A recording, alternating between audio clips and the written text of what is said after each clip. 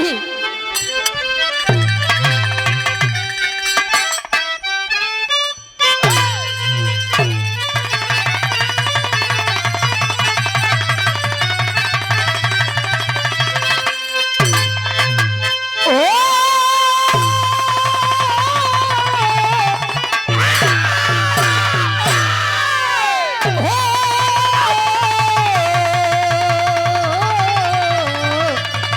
भोले बाबा जोगिया घोरा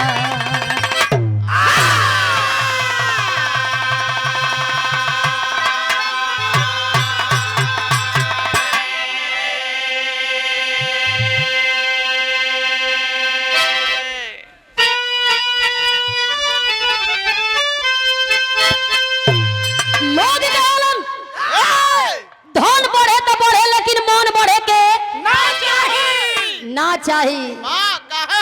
धन बढ़ेला तो कामे आवेला आ जब मन बढ़ेला तो लात जूता खियावेला केहू होखे। धन बढ़ी बढ़े दिया लेकिन मन बढ़ी तो रोक ली हो भाव बा कैसे।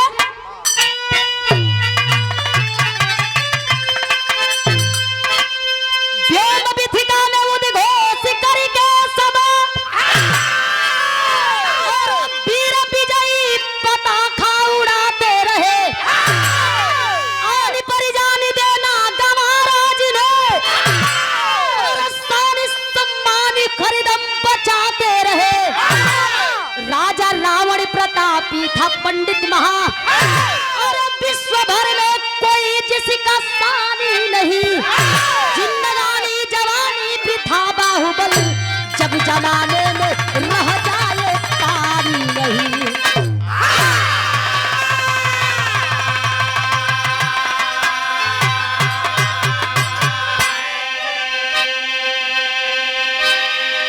अरे जिंदगानी जवानी वृथा बाहुबल जब जमाने में रह जाए पानी नहीं। कहल जाला कि पानी वाला मर्द नहीं कि पानी वाला बरद नहीं। शूद्र के जनेऊ ना होला पाड़ा के पखेऊ ना होला। फल तो बहुते बा बाजारी से लेके बगीचा ले बाकी बनरन खातिर सेव ए भैया लोग बतावेला ना आप सब जानीला। वेद पुराण में लिखल गईल रावण से प्रतापी और रावण से महान रावण से विद्वान कोई ना रहल। रावण के पता रहल हमके कब आ कहां आ कैसे मराए के। फिर भी काल के रूप में मौत के रूप में हरण के कर कैलस माई जानकी का। वो रावण जानता था फिर भी अपने मौत के रूप में ओ माई जानकी का हरण रावण कई के लेके अशोक वाटिका में बैठा देला। भैया हो हनुमान का मदद से वही लंकावा पर पुल बनाई। आज जब लंका पर पुल बनाई लेकर के बंदरी सेना चढ़ाई कैला भगवान राम विशाल रावण के मार के लंका का सर्वनाश कई के अयोध्या वापसी कैलन। और जब अयोध्या वापसी कैलन तब बिरहा में एक लाइन गजल के अंदाज लगल भैया कैसे।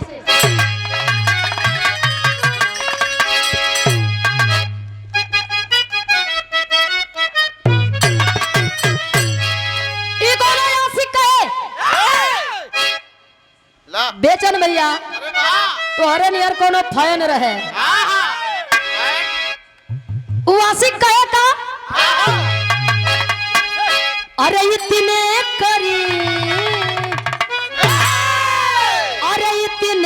करीब आके दगा दे गई मुझे।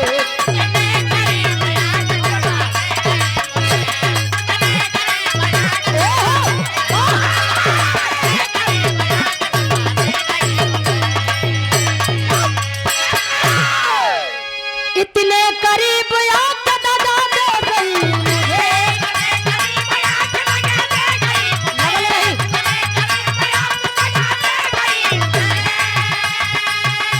अरे इतना करीब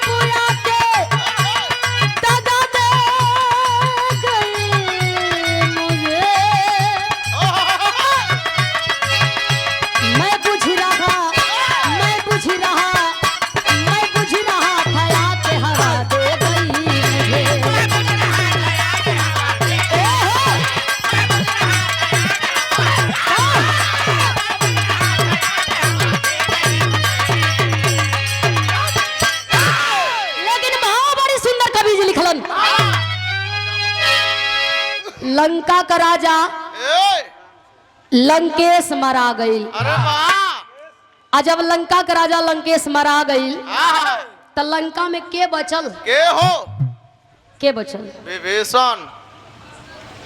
विभीषण तो राम की लगे रहल। हाँ, वो तो लंका में रहल जब महाराज था। ओ लंका में अब केहू नहीं खे जे लंका के चलावे, जे लंका के देखभाल करे। भाव बा कैसे? अरे दुश्मन को मारी डाले रघुवीर लंका में।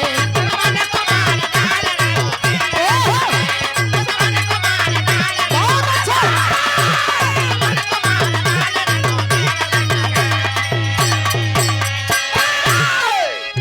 दुश्मन को मारी डाले रघुवीर लंका में।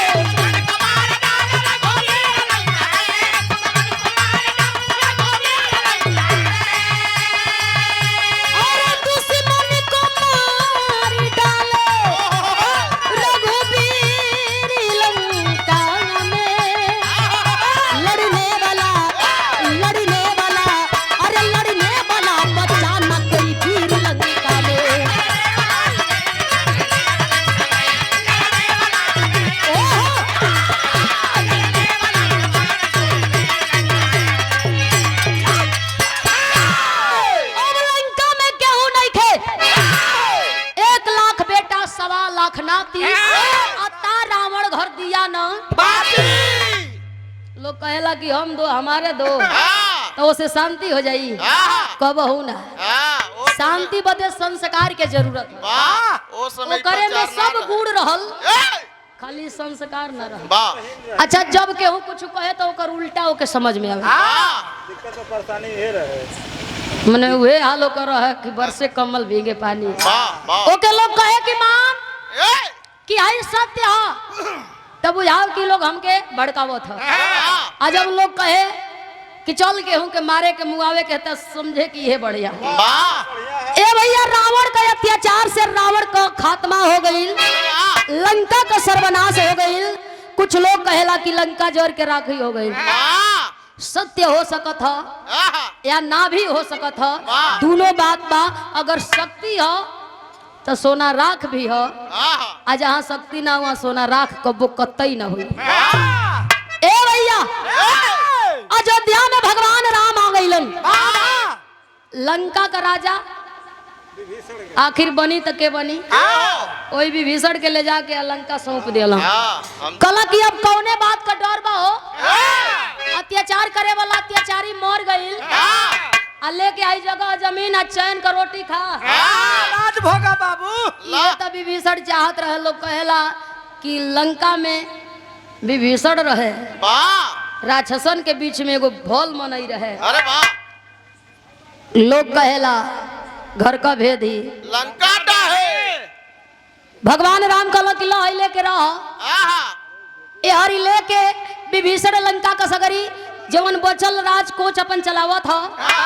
बाकी वही रावण का भाई जेकर नाम बतावल गई विभीषण कुंभकर्ण।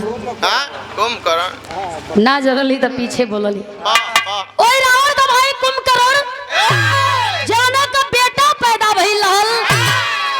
नक्षत्र कमर रहल, कवन हो? मूल नक्षत्र। जब मूल नक्षत्र में पैदा हो गई ये दुखम वो अपना बेटा के फेंकवा दिया दंडक वन में। वही दंडक वन में विभीषण का कुंभकर्ण का बेटा मूलकासुर के नाम से तैयार भइल। मूल नक्षत्र में पैदा बेटा वही दंडक बनवा में जब मूलकासुर का नाम से तैयार भइल है, जवान भइल है, सयान भइल है। आ जब खबर मिलल कि लंका का राज बिलट गईल, लंका का राजा मारल गईल, मारे वाला राम हुआ आ भेद देवे वाला विभीषण गुस्सा में त्रिशूल उठौला, अपन खड़क भुजाली उठौला, जवन जवन हथियार बा कटिंग कटिंग का सघरी लेके चल दिहलस। एक ही सोच बनौले बा, चलब लंकवा में तो सबसे पहले अपने चाचा के यानी विभीषण के मारब, आ ओकरे बाद राम के मारब, आ फिर लंका का राजा बन के हमरा चलाई। ये सोच के आ वही लंका की ओर चले का तैयारी कैले है। गीत लगल भैया।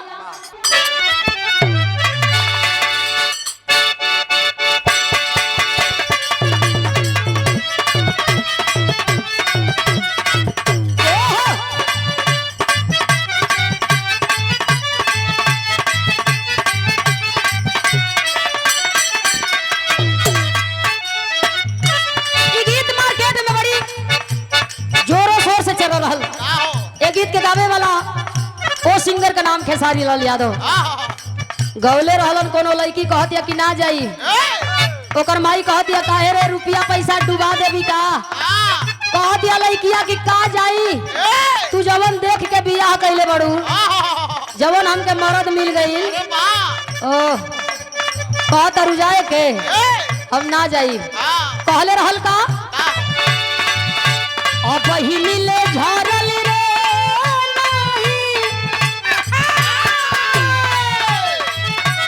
बहिनी ले झरल नहीं लौना के झोली मई रे हम ना जाई।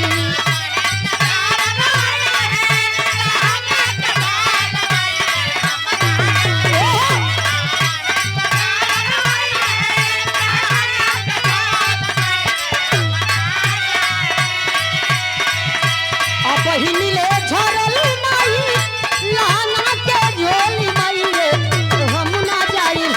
ससुरा में पियावा बकलेल मई रे हम ना जाई।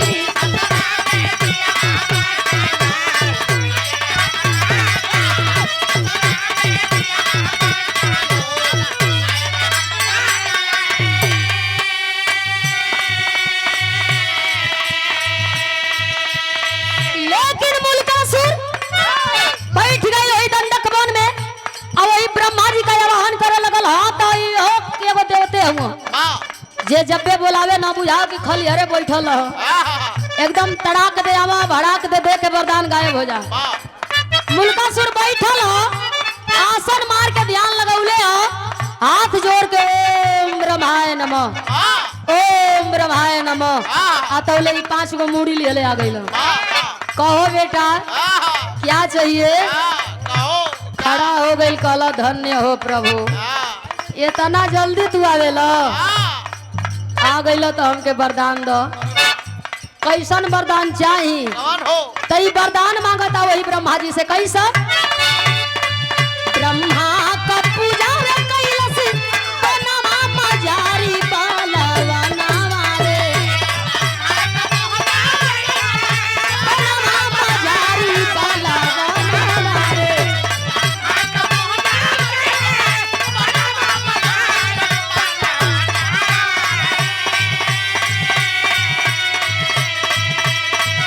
मांगा बरदान जस विचार बालवा नारे मांगा बरदान जस।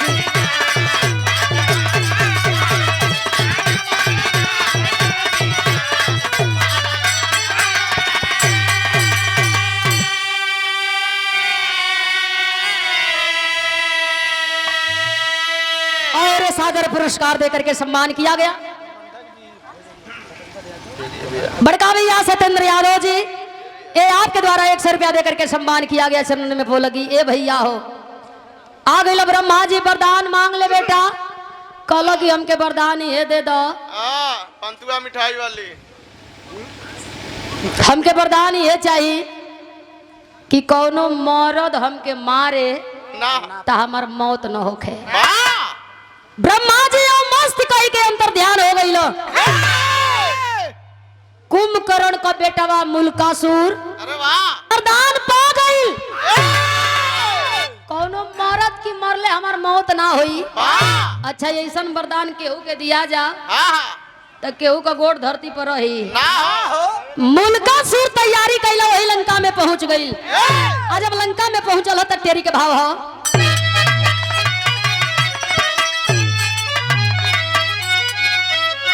अरे विभीषण भइले कुल के मुदई, बचाना वीर कोई लंका में सब मर गई। ओही लंका में जाके मुल्कासुर लगल आवाज लगावे।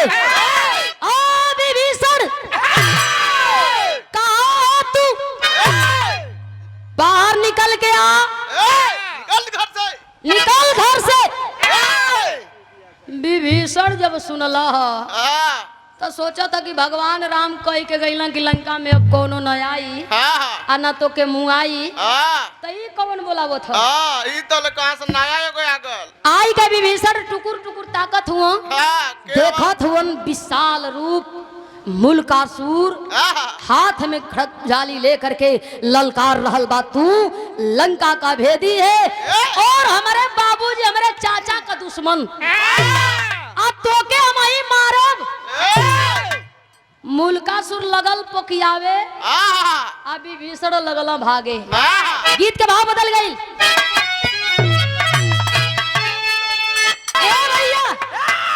पहुंच के लंका में अब मुल्कासुर विभीषण के मारे बदे चलल हो तो अपना जान पर आवेला तो लोग सोचेला कि बियरिए खोद लेती ई भागत आउ खेदिया होत बा। गीत के भाव बा।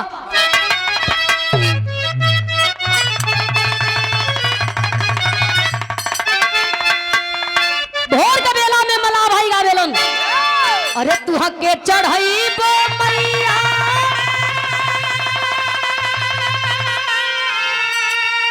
ओ नरियरी चुनारिया हो की गंगा जी पारी कैदा गोजली मोर नेवारिया हो की गंगा जी पारी कैदा गोजली नेवारिया हो की गंगा जी।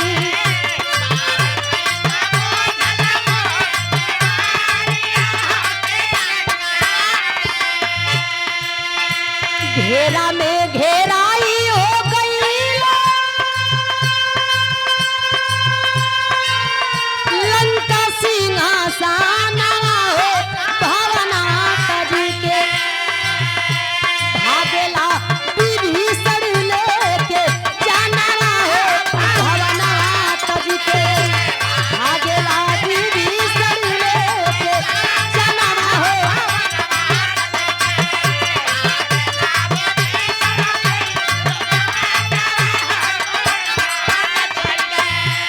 अयोध्या में जाके रोवे राम के समानवा हो भवनवा गाढ़े में पड़ गई मोर परानवा हो भवनवा तब के गाढ़े में पड़ गई मोर परानवा हो भवनवा तब के।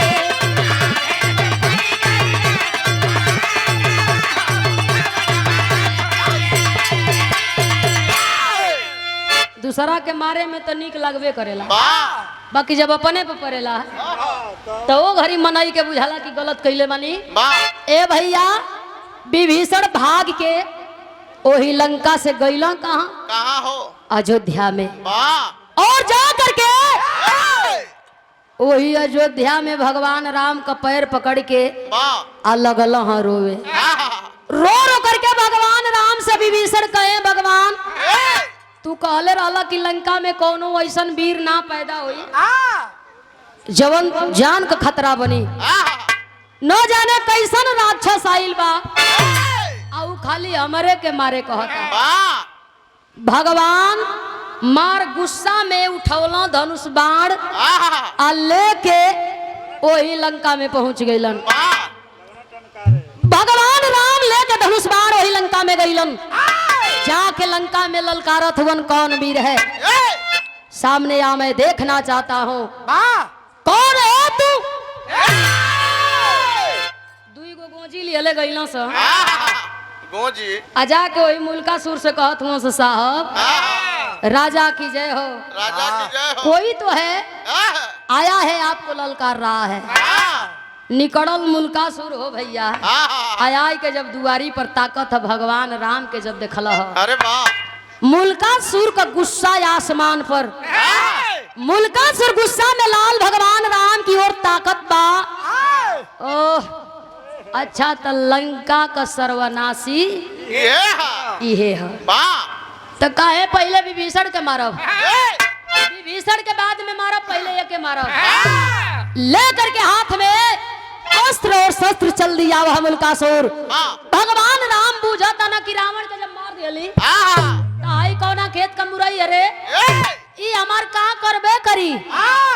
मुल्कासुर जब आगे बढ़ल तब भगवान राम हंस दिया कल कि सुनो लड़ाई के बाद मरद हुआ तयावा रणभूमि में फरियाल वही रणभूमि में एक तरफ भगवान राम और दूसरी तरफ मुल्कासुर के बीच में लड़ाई हो रहा बा। स्वर्गीय रामदेव गुरु का जवानी वाली गई थी।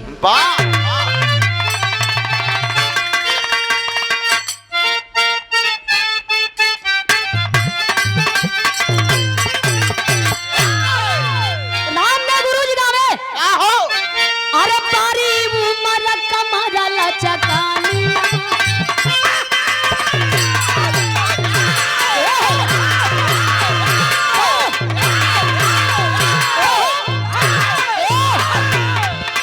अरे पारी उमर कमर लचकनिया पारी उमर कमर लचकनिया बढ़िया खींचे निखरे कनिया करके झूले झूलनिया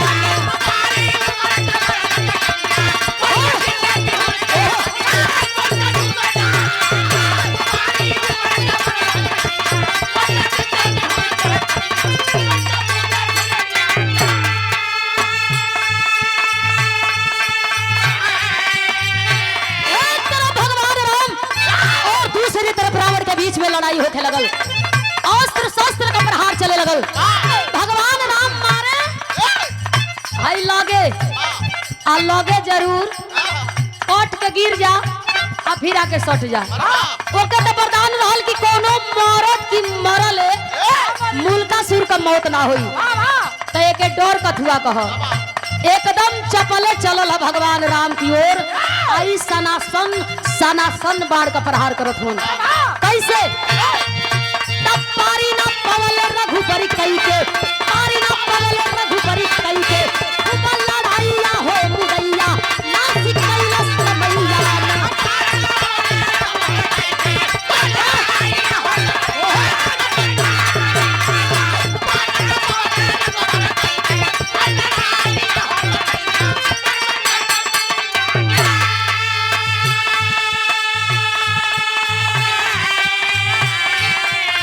अरे झंखे उहे रामचंद्र जी मानवा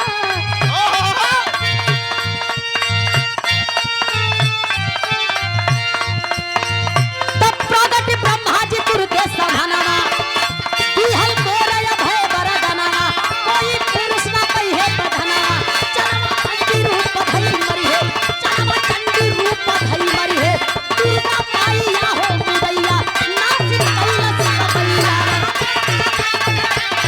अरे दुर्गा पाइया हो नासिक कैलस मैया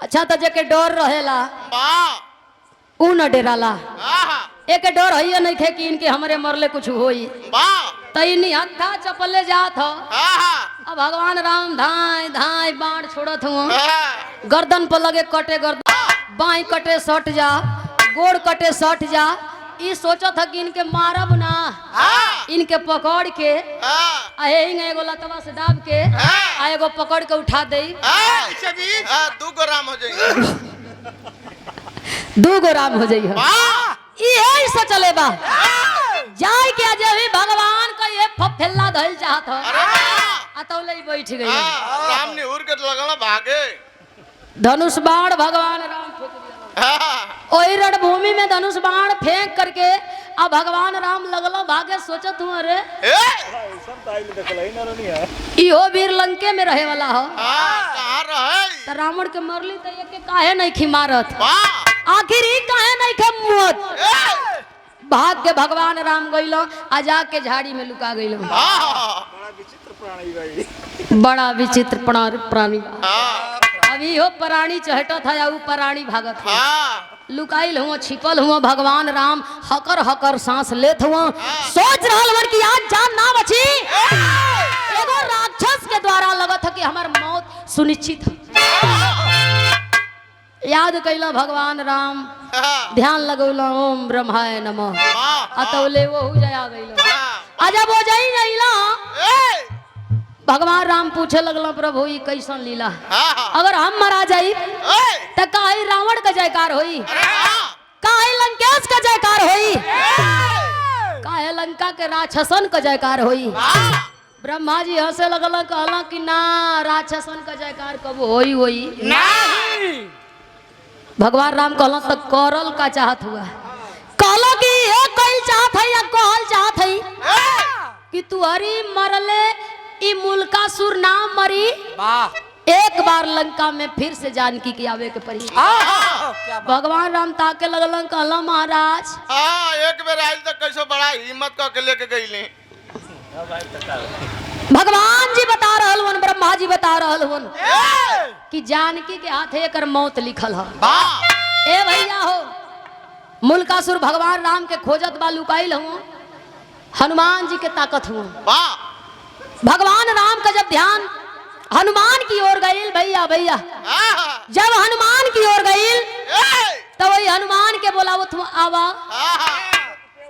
तो उस शीशो का पता ही सुरकत हूँ पता ही सुर का तमाम हनुमान जी अइला भगवान राम बतावत हूँ पहपट कलाई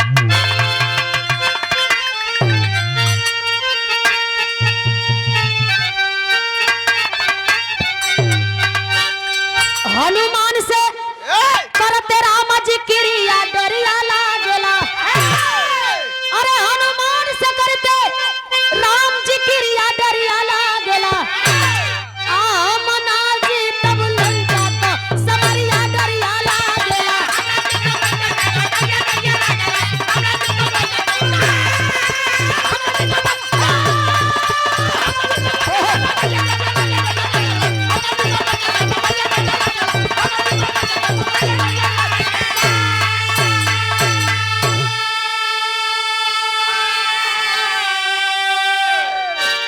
बुलाई के भगवान राम हनुमान से कहतरन कि हम लंका में विजयी ना हो खब उम्मीद में जितना रहल उम्मीद पर पानी फेर दहलस हनुमान जी हंसत हुआ कल हमके का करे के बतावा भगवान राम बतावत हुआ सब दिन बाहा पूजा वाला हनुमत अजुआ बाहा पूजावा हो जाके अयोध्या से सीता जी के लंका लियावा हो अरे पाके आदेश चले कपि बल करिया डरिया लागेला आ सीता जी से कहे धा करिया डरिया लागेला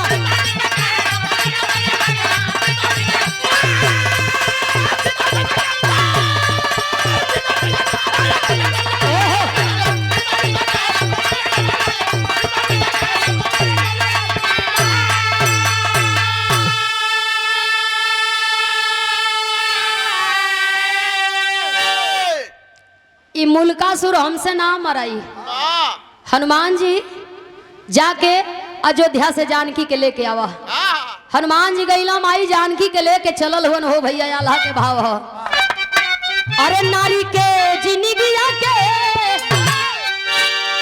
नारी 16 श्रृंगार से पूरा ओकर जीवन हो जाला वैसे लोग कहेला कि अधूरा जीवन यापन करे ले एगो नारी 16 श्रृंगार से ओकर जीवन पूरा होला अरे नारी के जिंदगिया के सम्मानी हो से नुरवा बाबू मानी हो से नुरवा बाबू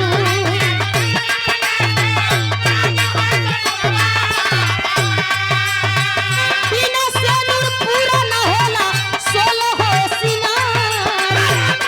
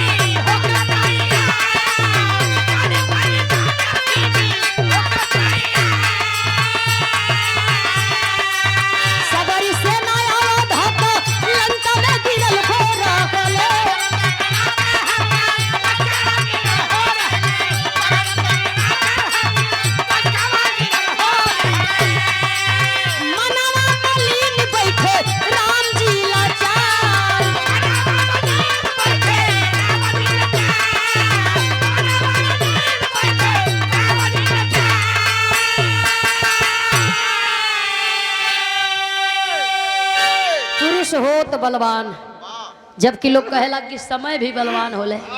समय बोलेला सब बोलेला। भगवान राम बैठल वन, माई जानकी के लेके हनुमान जी लंका में गईलन। सगरी सेना छितिर बितिर भइल बे, केहू के हाथ नहीं खे, केहू के मुड़ी नहीं खे, केहू के गोड़ नहीं खे। माई जानकी रोवत आड़ी की बुझाता कि आवे में लेट हो गई। सब लौकता, केहू मरल बा, केहू जियल बा, केहू कोसों दूर चिल्लात बा। बाकी हमार स्वामी मर्यादा पुरुषोत्तम ना ही लौकत हुआ, लगत ह कि हमरे प्रभु के राक्षस मार के खा गई।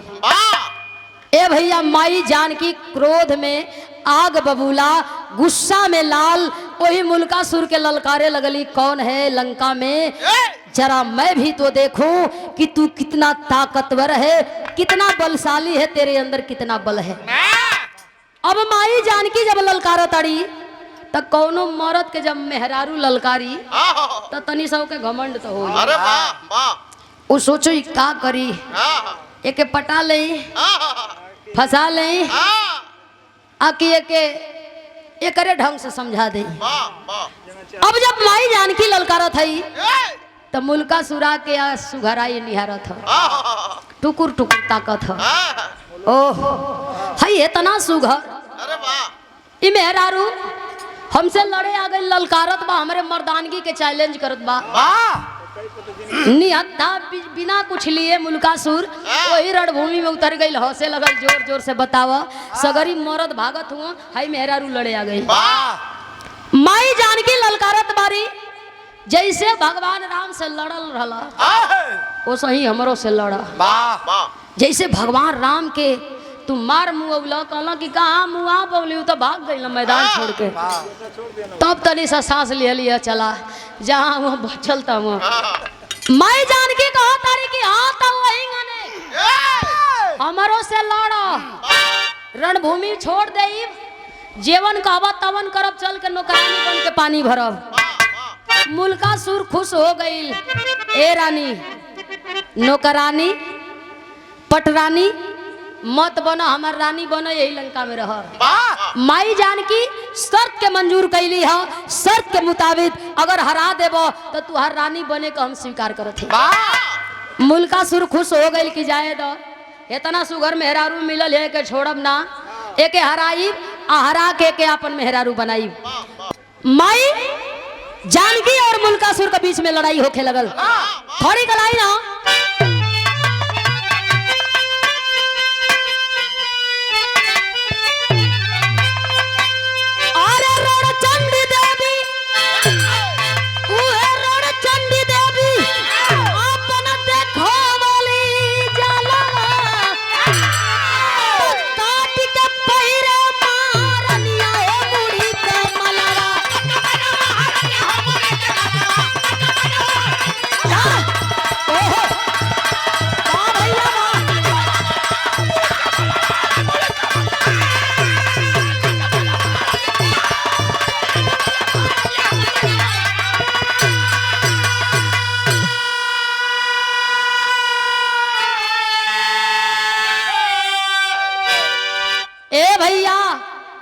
माई जानकी रणभूमि में लड़त बाड़ी, मुल्कासुर के मार गिरौली है। वरदान तो रहल कि खाली मरद मारी तो नाम हुआ, ब्रह्मा जी ना कहले रहल कि मेहररुओ मारी तो बच जइब। माई जानकी लड़त लड़त बुझ गईली कि मानी ना, निकाल के हाथ में खड़क भुजाली और चंडिका रूपी अवतार माई दुर्गा का रूप लेकर के मरली है। वही रणभूमि में मुल्कासुर का गर्दन कट गई। और जब मुल्कासुर का गर्दन कटल, जब मुल्कासुर धरती पर गिरल, माई याद शक्ति भवानी चंडिका रूपी अवतार जानकी अब लगली सबके मारे मुआवे। ई भुला गई कि हम खाली मुल्कासुर के मारे आए हैं, रूप दूसर धारण कैले है। अब जे सामने मिले पकड़ के बार मारे, खच दे गर्दन कट जा। एक ही आवाज लगावे, मुझे रक्त दो, मुझे मुंड माला दो, मुझे रक्त दो, मुझे मुंड माला दो। भागल भागल ब्रह्मा जी गईला भगवान राम की आगे हाथ जोल, कल हे प्रभु देखो थे तो सबके मुआ गलिया, जल्दी चल के उनके मनावा।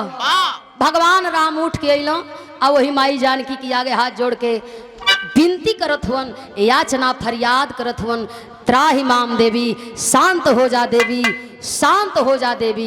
भाव बा मुल्कासुर का समर बीच मैं कई दिहले संहार, और गिर चरण पर लंका वासी करले जय जयकार। तब प्यार के बरसे लागल कनिया हो बूढ़ी कमल।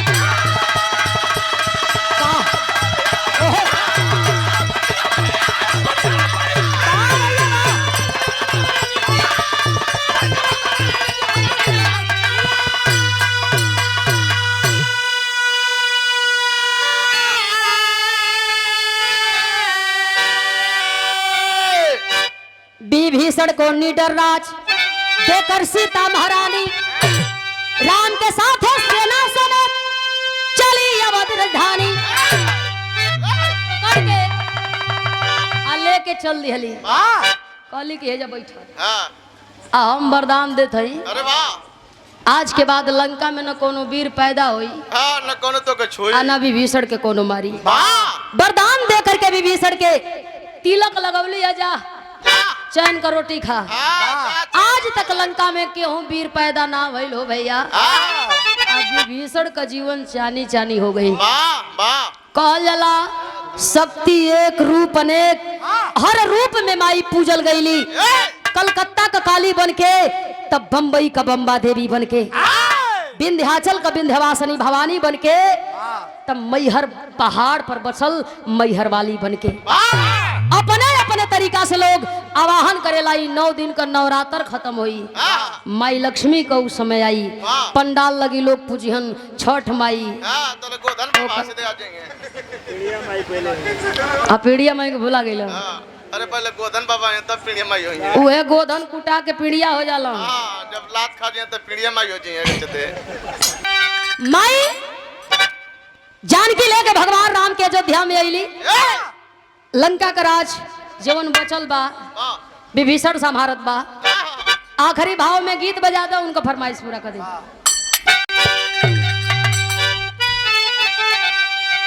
गुरु बिहारी, गुरु गणेश, गुरु राम लाल गुणकारी, स्वर्ग से चंद्रिका कवि और बच्चन जी बने पुजारी।